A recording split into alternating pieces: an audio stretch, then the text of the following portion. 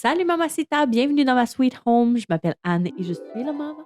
Je sais que ça paraît pas tout de suite comme ça, mais je commence à savoir où est-ce que je m'enligne avec ma chaîne.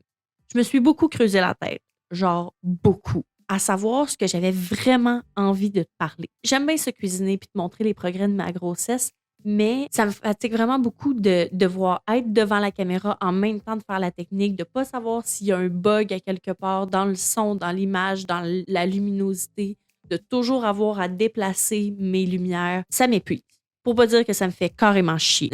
Je veux pas non plus essayer tout puis rien sans trop savoir où je me dirige pendant des mois pour éventuellement aboutir à quelque part dans un an de ça. Je préférais vraiment m'asseoir puis y penser plus sérieusement. Fait que j'y ai bien gros pensé puis j'ai décidé de m'en aller vers 3 branches principales. Premièrement, comme ça fait partie de ma réalité, j'ai décidé d'y aller vers tout ce qui est maison, rangement, organisation, drift flip, DIY.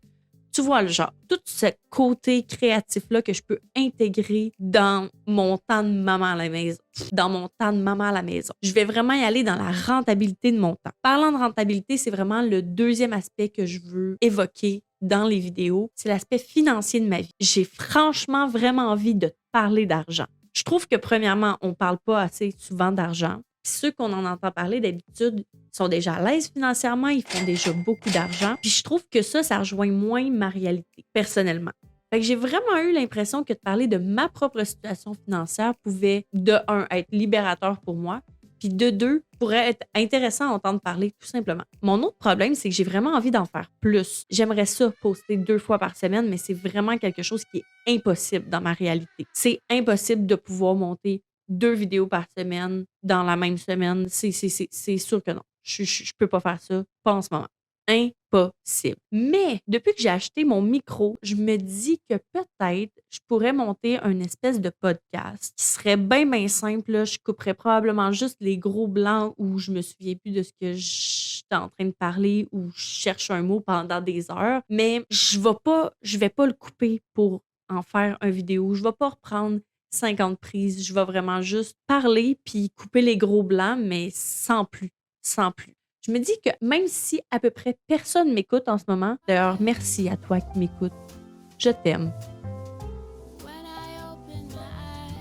Je me dis que, un, ça pourrait être facile à monter, donc plus rapide à publier, puis plus facile de publier 2 fois par semaine. Et que deux, ça ajouterait une proximité supplémentaire parce que ce serait vraiment moi, sans montage, vraiment super authentique. Bon, pas que je suis pas authentique dans mes vidéos, mais justement, troisièmement, ça me permettrait de me relâcher un peu vu que je suis pas nécessairement tout à fait à l'aise encore avec la caméra. Ça me permettrait de juste me décontracter au fil des épisodes, me sentir plus en tête à tête avec toi. Dans le podcast, je te parlerai de ma réalité globale. Oui, en tant que maman à la maison, mais je ne veux pas non plus me confiner dans ce sujet-là. J'ai envie de pouvoir parler de juste une autre facette de moi si j'en ai envie. Méchant d'intro. Tout ça pour dire qu'aujourd'hui, je te parle de ma propre situation financière. Je veux vraiment faire juste le tour avec toi pour te mettre en contexte de ma vie financière actuelle.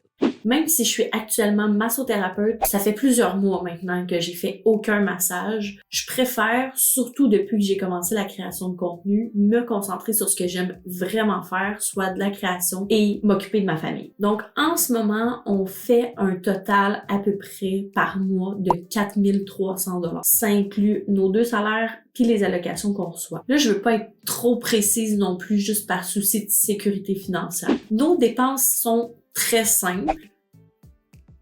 Pour ce qui est de la maison, on a l'hypothèque, les taxes, l'entretien de la maison quand il y a une serrure ou une planche de toilette qui brise, par exemple. Avec l'hydro puis les assurances, tout ça mis ensemble, ça vient à environ 2040 $ par mois. Après, on a l'auto, les assurances, le gaz puis l'entretien du véhicule, comme les changements d'huile, les changements de pneus. Donc, tout ça monte à peu près à 710 $ par mois. En plus de ça, on se garde un 800 $ par année pour tout ce qui est bris éventuel, comme là, il faudrait changer les freins de la voiture. Ensuite, on a les essentiels technologiques, puis on a vraiment vraiment la base de ce qu'on peut avoir. Donc, on a nos 2 cels plus Internet, on n'a pas la télé. Ça revient à peu près à 120 $ par mois. Pour nos essentiels de survie, soit l'épicerie et la bouffe de Gaïa, notre chien, faut compter à peu près 880 $ par mois. La dernière vraie dépense, c'est les cours de danse des enfants et les abonnements à des plateformes quelconques. Ce qui revient pris sur l'année puis divisé par mois à environ 103 $ par mois. Je disais dernière vraie dépense parce qu'il y a aussi les REEE des enfants puis nos REER qui, eux, soustraient 400 $ par mois de notre budget. Puis là, je t'ai pas mis les cadeaux de fête puis de Noël, l'entretien de la piscine, les frais de crédit qu'on se rend pas toujours compte, mais qu'on paye pareil, fait qu'ils sont là pareil. Ce qui fait qu'on a approximativement la même quantité de dépenses que de revenus. On a un problème.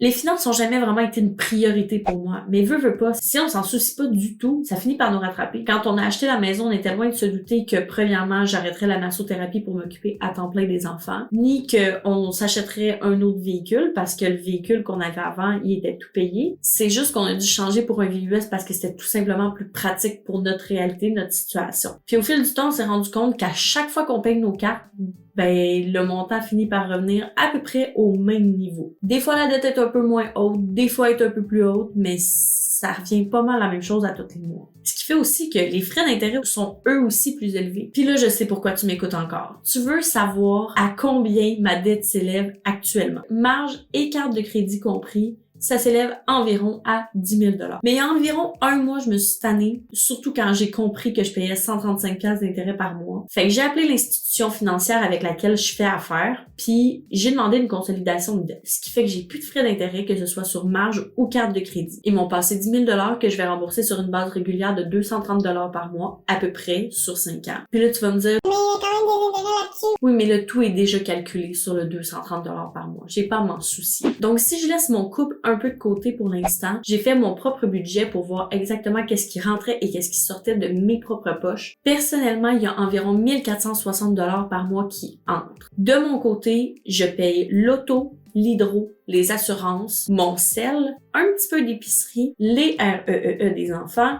et mon REER, plus les intérêts que je payais en crédit. En tout, ça équivaut à peu près à 1800 $ par mois. C'est pas viable sur le long terme. Fait que j'ai recalculé en pensant à ce que je pouvais pelleter dans le cours de mon chum puis ce que je pouvais tout simplement arrêter de payer dans les prochains mois. Pas question que je touche au REEE des enfants, mais j'ai arrêté de cotiser pour mon REER pour la prochaine année. J'ai laissé à mon chum toute la charge de l'épicerie et j'ai ramené mon crédit en consolidation. Donc, en ce moment, mes dépenses sont environ à 1310 $ par mois. Ce qui fait que techniquement, je vais pouvoir économiser un 150 $ par mois, soit pour le garder justement en économie ou pour payer d'autres choses qui vont devoir être payées dans les prochains mois.